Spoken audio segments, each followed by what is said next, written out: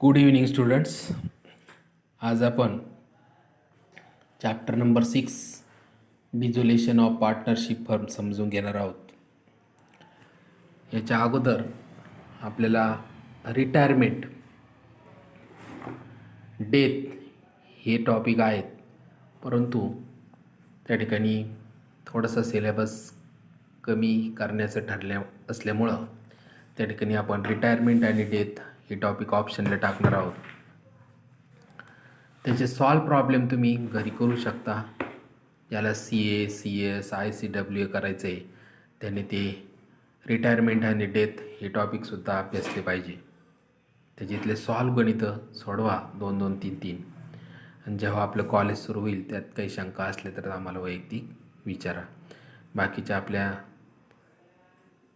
सामान्य विद्यार्थी म्हणण्यापेक्षा ज्यांना जास्त अभ्यास करायचा नाही त्या विद्यार्थ्यांनी रिटायरमेंट डेटचा थोडंसं ऑप्शन म्हणून ठेवलं तरी चालेल. आपण चॅप्टर नंबर 6 डिझोल्युशनला सुरुवात करतो आहे. माहिती सांगणार आहे मी, नीट ऐकायची आहे. डिझोल्युशनचा अर्थ काय होतो? डिझोल्युशन म्हणजे विसर्जन. Dissolution means to wind up or to close down. एखादा व्यवसाय थांबवायचा, गुंडाळायचा, वाइंड अप बंद करून टाकायचं आहे, त्याला डिझोल्युशन म्हणतात. When business relations among the partners in a partnership firms comes to and end, भागीदारीतील संबंध संपुष्टात येतात, it is known as dissolution of partnership. त्यालाच भागीदारीचं विसर्जन असं म्हटलेलं आहे. मग हे डिझोल्युशन हा जो शब्द आहे तो लॅटिनमधून आलेला आहे. त्याचा अर्थ होतो अ डिझॉल्विंग ऑफ समथिंग. डिझॉल्व म्हणजे विरघळवणे, संपुष्टात आणणे. त्याच्यापासून डिझोल्युशन, विसर्जन हा शब्द तयार झालेला आहे. Indian partnership act 1932 section 39 provides that the dissolution of the partnership between all the partners of a firm is called the dissolution of a firm. What are the reasons to dissolve the partnership firms? का बरं भागीदारी संस्थेचे विसर्जन करण्याची काय कारणं दिलेली आहेत? तर ती एक एक कारणं आपण समजून घेऊया. First reason is that when all partners agree to dissolve the partnership firm. सर्व भागीदार ठरवतात की आता आपल्याला भागीदारी संस्था बंद करायची. Second, Wien any one of the partner becomes unsound mind or insane. एखादा भागीदार वेडा होतो त्यावेळेस सुद्धा भागीदारी संस्थेचं विसर्जन होतं. When the period of the firm has expired. एखाद्या व्यवसायाचा कालावधी संपुष्टात येतो त्यावेळेस सुद्धा भागीदारी संस्था थांबते. When all partners except one partner are declare insolvent. एखादा भागीदार दिवाळखोर होतो. इन्सॉल्वंट म्हणजे दिवाळखोर होतं म्हणजे काय?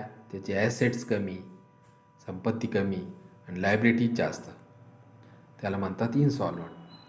When business of the partnership firm becomes illegal or unlawful. सुरुवातीला भागीदारीचा व्यवसाय करताना कायदेशीर व्यवसाय, परंतु नंतर हळूहळू तो बेकायदेशीर व्यवसाय व्हायला लागला. अशा वेळेससुद्धा भागीदारीचं विसर्जन करावं लागतं. When any one of the partner is guilty of misconduct. एखाद्या भागीदाराने गैरवर्तन केलं, अपराधी ठरला, त्यावेळेससुद्धा भागीदारीचं विसर्जन होतं. Wien any one of the partner makes Breach of agreement frequently.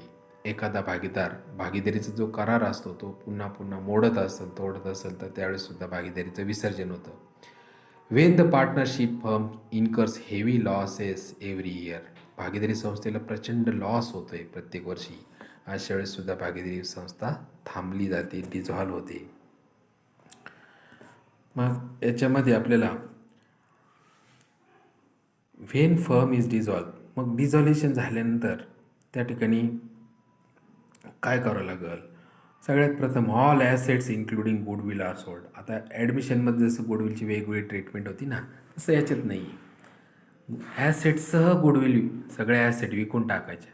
संस्था बंद करायची म्हणजे संपत्ती सगळी संस्थेची विकून टाकायची. Assets are sold including goodwill. Second, from the amount received from sale of asset dissolution or realisation expenses are paid first. जे काही पैसे आलेले असतात ॲसेट विकून त्याच्यातून रिलायझेशन एक्सपेन्सेस द्यायचे. रिलायझेशन म्हणजे एक विसर्जक नेमला जातो ॲसेटची विक्री करायला, लायबिलिटीचे पेमेंट करायला. त्याचा जो खर्च असतो त्याला रिलायझेशन किंवा डिझोलेशन एक्सपेन्सेस ते सगळ्यात प्रथम द्यायचे. त्यानंतर to pay third party liabilities. Third party liabilities म्हणजे such as bank overdraft, bank loan, loan from others, creditors, bills payable याचं पेमेंट करायचं. To pay loan taken from partner, भागीदाराचं कर्ज असेल तर त्याचं पेमेंट करायचं आहे. After paying all the above stated liabilities, वर सांगितलेल्या सगळ्या लायबिलिटीचं पेमेंट केल्यानंतर balance EPN is to be distributed among all the partners in their profit sharing ratio. तरी काही पैसे शिल्लक राहिले तर तो प्रॉफिट शेअरिंग रेशोनुसार ते वाटून द्यायचे असतात. त्यामध्ये या लक्षात ठेवायचं आहे की आपल्याला 3 प्रकारचे आपल्याला याच्यामध्ये 2 प्रकारच दिलेत पहा, सिम्पल डिझोलेशन आणि डिझोलेशन अंडर इन्सॉल्वन्सी सिच्युएशन 2 दिलेत. परंतु पुस्तकात तिसरा पण टाईपचे काही 2-3 गणितं छापून दिलेले आहेत, ऑल पार्टनर्स इन्सॉल्वंट. ते पण आपण घेणार आहोत कारण हा टॉपिक आपल्याला कंपल्सरी करायचा आहे. आता सगळ्यात प्रथम आपल्याला कोणतं अकाउंट करायचं आहे पहा, पेज नंबर 208 दिलेलं आहे पहा, रिलायझेशन अकाउंट. काय रिलायझेशन? रिलायझेशन म्हणजे विक्री. थोडक्यात रिलाईज ॲसेटची विक्री करून आपल्याला पहिल्यांदा नफा तोटा जो शोधावा लागतो त्यासाठी जे अकाउंट आपल्याला करायचं आहे ना त्याला रिलायझेशन अकाउंट असं म्हटलेलं आहे. While preparing realisation account all sundry assets and all third party liabilities are transferred. सर्व ॲसेट आपल्याला ट्रान्सफर करायचे रिलायझेशन अकाउंटला. Is the process of converting asset into cash. ॲसेटचं रूपांतर आपल्याला कॅशमध्ये करायचं आहे. Assets realise are credited. ॲसेट विकून काही पैसे आले तर क्रेडिटला. And liabilities settle are debited to this account. आणि लायबिलिटीचे पेमेंट केलं तर रिलायझेशनचे डेबिटला लिहायचं असतं. The purpose of this account is to show the gain or profit or loss on realisation. नफा तोटा आपल्याला शोधून काढण्यासाठी हे अकाउंट करायचं आहे. Is there for a nominal account. म्हणजेच नफा तोटा म्हणजे हे रिलायझेशन अकाउंट कोणत्या नियमानुसार चालेल? Nominal account. नॉमिनल अकाउंटचा नियम आपण अकरायला अभ्यासला आहे. Debit expenses and losses and credits incomes and gains या नियमानुसार चालतं. रिलायझेशन अकाउंटचे debit balance of realisation account loss. Realisation अकाउंटला जर डेबिट बॅलन्स आला तर लॉस आहे इंडिकेट होतं. And credit balance is profit. हे रिलायझेशन अकाउंटचा नमुना पुस्तकात दिलेला आहे, तो आपल्याला त्या ठिकाणी समजून घेता येईल. पहा सगळ्यांनी पेज नंबर 213 काढायचे 213 आणि त्याच्यात हा नमुना दिला आहे पहा. अगोदर आपण डेबिट बाजू पहा. प्रो फॉर्मा म्हणजे नमुना पुस्तकात लिहिलेला, तो तुम्हाला वहीत नंतर लिहून घ्यायचा आहे. आता समजून घ्या. Pro forma of realisation account पहा. डेबिट बाजूला लिहिलं आहे to sundry assets account. Transfer all assets, सर्व ॲसेट इथे लिहून काढायचे गुडविलसह. एक्सक्लुडिंग म्हणजे काय लिहायचं नाही? कॅश बँक लिहायचं नाही ॲसेट बाजूचं. फिक्सेशियस ॲसेट्स ॲक्युमुलेटेड लॉस नाही लिहायचा. डेबिट बॅलन्स ऑफ पार्टनर्स का capital account or current account आणि लोन टू पार्टनर हे लिहायचं नाही फक्त. बाकी सगळ्या ॲसेट्स लिहून काढायचे. त्यानंतर to provision on any liabilities account. Reserve for discount on creditors. To cash or bank account. Discharge sundry liabilities. लायबिलिटीचं पेमेंट केल्यानंतर तुम्हाला असं पोस्टिंग करावं लागेल पहा to cash or bank account. त्यानंतर अनरेकॉर्डेड लायबिलिटीज. काही ॲडजस्टमेंटमध्ये एखादी लायबिलिटी सांगितलेली असते त्याचं पेमेंट करायचं असेल तर to cash or bank account. त्यानंतर रिलायझेशन एक्सपेन्सेस किंवा डिझोलेशन एक्सपेन्सेस द्यायचं असेल तर to cash or bank account. त्यानंतर पाठीमागचे पानावर सांगितले पहा 214 to partners capital or current account. Any liability taken over by a partner. एखाद्या भागीदाराने जर लायबिलिटी घेतली, देणं एखादं बिल्स पेबलचे पैसे देणं स्वतः मान्य केलं, त्याला म्हणतात लायबिलिटी घेतली. त्यावेळेस त्या पार्टनरचं नाव लिहायचं आपल्याला. इथे नमुन्यामध्ये त्यांनी नाव नाही लिहिलं पण त्या पार्टनरचं नाव असतं ते लिहायचं आहे. त्यानंतर to partners capital or current account. मग जर क्रेडिट बाजू जास्त आली, त्याच्यातून डेबिट वजा झाले तर मग प्रॉफिट येईल. तो प्रॉफिट शेअरिंग रेशोनुसार पार्टनरला वाटून द्यायचं. आता आपण क्रेडिट बाजू समजून घेऊ 213 पानावरची. By sundry liabilities account. Balance शीटच्या लायबिलिटी बाजूला आपल्याला लायबिलिटी दिलेल्या असतात. ते सगळ्या liability sundry creditors, bills payable, bank loan असेल ते सर्व इथे लिहून काढायचे. त्याच किमतीने लिहायचे बुक व्हॅल्यू, त्याला असं म्हणतात मूळ किंमत. त्यानंतर कोणत्या गोष्टी लिहायच्या नाही, एक्सक्लुडिंग म्हणजे वगळणे. लायबिलिटी बाजूला कॅपिटल असेल तर आपण कॅपिटलची क्रेडिटला घेणार आहोत. रिझर्व्ह असेल, जनरल रिझर्व्ह पण आपण कॅपिटलची क्रेडिटला वाटून देणार आहोत. काही प्रॉफिट अँड लॉस प्रॉफिट असेल ॲक्युमुलेटेड संचित, तो पण आपण कॅपिटलच्या क्रेडिटला लिहिणार आहोत. आणि समजा एखाद्या पार्टनरचं लोन असेल तर आपण ते सेपरेट उघडणार आहोत, त्याच्या क्रेडिटला बाय बॅलन्स घेणार आहोत लोन पार्टनर. त्यानंतर डेटर्स आपण रिअलायझेशनची डेबिटला बुक व्हॅल्यू लिहिणार आहोत, मूळ किंमत. आणि आर डी टी जर त्याच्यात वजा केलेला असेल तर आर डी टी क्रेडिट बाजूला लिहायचं आहे, ध्यानात ठेवायचं. त्यानंतर by cash or bank account received amount on realisation of asset विकून बॅलन्स शीटच्या खाली ॲडजस्टमेंट दिलेलं असतात. शक्यतो पहिलीच ॲडजस्टमेंट असते, ॲसेट विकून पैसे आले त्यावेळेस. मग पोस्टिंग कसं करायला, by cash or bank account. त्यानंतर by cash or bank account received amount from unrecorded assets. एखादी ॲसेट्समध्येच विकून दिली, ॲडजस्टमेंटमध्ये सांगितलेली असते, तर त्याचे पैसे आल्यानंतर by cash or bank account. By partners capital or current account any asset taken over by a partner. एखादा भागीदार विसर्जनस म्हणतो की एखादी ॲसेट मी स्वतः घेतो वैयक्तिक, त्यावेळेस त्याचं नाव टाकायचं. इथं लक्षात ठेवायचं की लायबिलिटी घेतली तर रिलायन्सच्या डेबिटला त्याचं नाव येतं आणि ॲसेट घेतली तर त्या पार्टनरचं नाव रिलायन्सच्या क्रेडिटला येते. त्यानंतर 214 पानावर क्रेडिटला पहा, bye partners capital or current account. Debit बाजू जास्त आली रिलायन्सची, मग लॉस येईल, तो लॉस वाटून द्यायचा प्रॉफिट शेअरिंग रेशो नंतर नुसार. अशा पद्धतीने रिलायझेशन अकाउंट आपल्याला फॉर्मॅट देणार आहे मी, तो त्या ठिकाणी तुम्ही तो व्यवस्थित वहीमध्ये लिहून काढायचा आहे. दुसरा फॉर्मॅट त्या ठिकाणी काही दिलेलं नाही आहे पुस्तकामध्ये, जे आपल्याला अकाउंट करायचं आहे कॅपिटल अकाउंट. तर ते कॅपिटल अकाउंट मी समजून सांगतो, तुम्ही वही ते लिहून घ्यायचं आणि नंतर मग हे रेकॉर्डिंग ऐकल्यानंतर तुम्हाला आणखी ते चांगलं समजेल. पहा, कॅपिटल अकाउंटचा वहीत लिहिल्यानंतर तुम्ही हा व्हिडिओ परत पाहायचा आणि मग तुम्हाला ते चांगलं समजेल. कॅपिटल अकाउंट ABCचं केलेलं आहे नमुना. पहा, सुरुवातीला बाय बॅलन्स ब्रॉड डाऊन घेतलेले आहे. लायबिलिटी बाजूला बॅलन्स शीटच्या लायबिलिटी बॅलन्स दिलेले असतात, ते इथे लिहून काढायचे आहेत. त्यानंतर बाय जनरल रिझर्व्ह काही नफे वगैरे दिले असतात. By profit or loss account काही नफे असतील तर ते वाटून द्यायचे. त्यानंतर बाय रिलायझेशन अकाउंट एखाद्या भागीदाराने जर लायबिलिटी घेतली असेल, स्वतः देणं पैसे मान्य केलं असेल तर त्या ठिकाणी बाय रिलेशन अकाउंट. त्यानंतर बाय रिलेशन अकाउंट प्रॉफिट आलेला असेल रिलेशन अकाउंटला, तो वाटून दिलेला आहे बाय ABCला. त्यानंतर by cash or bank account एखाद्या भागीदाराला जर पैसे आणावे लागले, कारण आपण सगळेजण OC-SP शिकतो नाही का, भागीदारांची जबाबदारी कशी असते, अमर्यादित. म्हणजे तोटा झाला तर त्यांनी तो घरून आणायचा आहे. मग समजा त्या एखाद्या C पार्टनरला पैसे आणावे लागले तर ते लिहिलं bye cash or bank account आणि Cच्या कॉलममध्ये रक्कम लिहिलेली. त्यानंतर आता डेबिट बाजूला ॲसेट बाजूला जर बॅलन्स शीटच्या ॲसेट बाजूला जर लॉस दिला असेल तर तो प्रॉफिट अँड लॉस अकाउंट. त्यानंतर टू रिलायझेशन अकाउंट एखाद्या भागीदाराने जर ॲसेट घेतली असेल, समजा ABC तिघांनी ॲसेट घेतलेली, ती रक्कम दिली. त्यानंतर टू रिलायझेशन अकाउंट लॉस असेल रिलायझेशन अकाउंटला, तो लॉस आपल्याला कॅपिटलच्या डेबिटला लिहायचं आहे, वाटून द्यायचं आहे 3 पार्टनरला असेल तर. त्यानंतर to cash or bank account समजा तरी पैसे शिल्लक राहिले, सर्व पेमेंट केलं, लायबिलिटीचं पेमेंट केलं, लोन वगैरे एक्सपेन्सेस सगळं दिलं, पैसे शिल्लक राहिले, त्यावेळेस पार्टनरला ते रिफंड करून टाकायचे. फायनल पेमेंट म्हटलं पा त्याला, to cash or bank account. याचा नमुना मी तुम्हाला फोटोमध्ये देतो, तो व्यवस्थित तुम्ही वहीमध्ये लिहून काढायचा. याच नमुन्याप्रमाणे करंट अकाउंटचा आहे.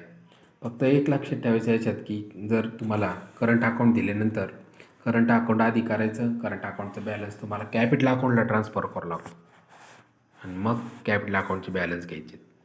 आणि सगळ्यात महत्त्वाचं तिसरं अकाउंट आपल्याला करायचं आहे, लक्षात ठेवायचं का जे ॲटोमॅटिक टॅली होत असतं, का त्याच्यावरून आपल्याला कळतं आपलं गणित बरोबर आहे, ते अकाउंट महत्त्वाचं म्हणजे कॅश ऑर बँक अकाउंट.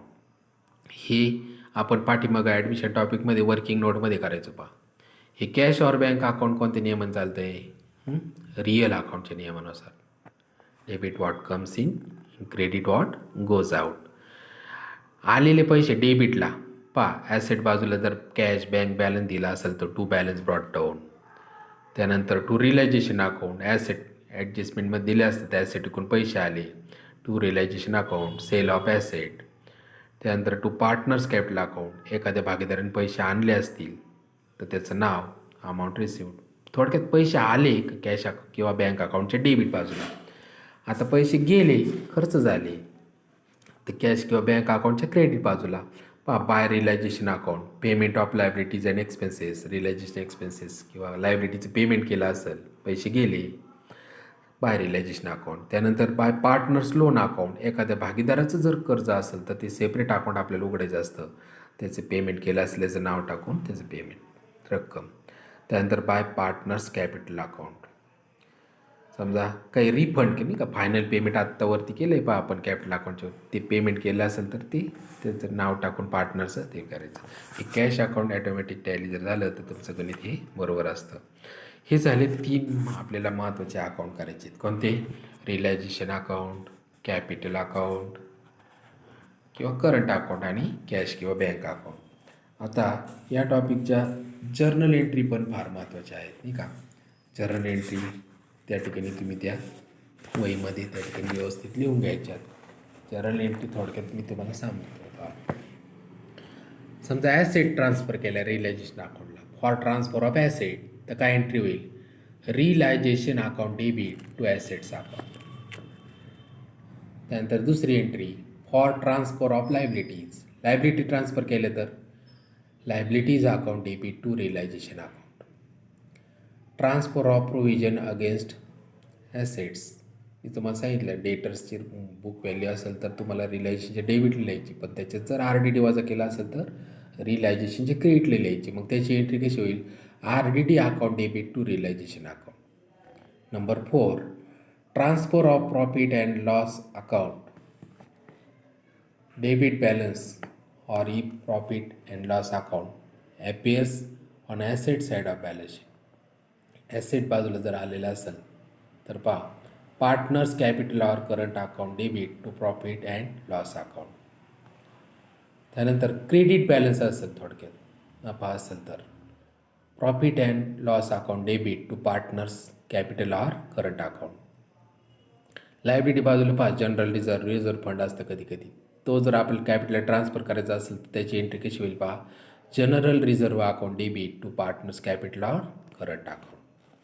त्यानंतर for amount received on sale of asset, balance शीटच्या खाली ॲडजस्टमेंटमध्ये दिलेलं असतं ॲसेट विकून पैसे आले, मग कशी एंट्री कराल?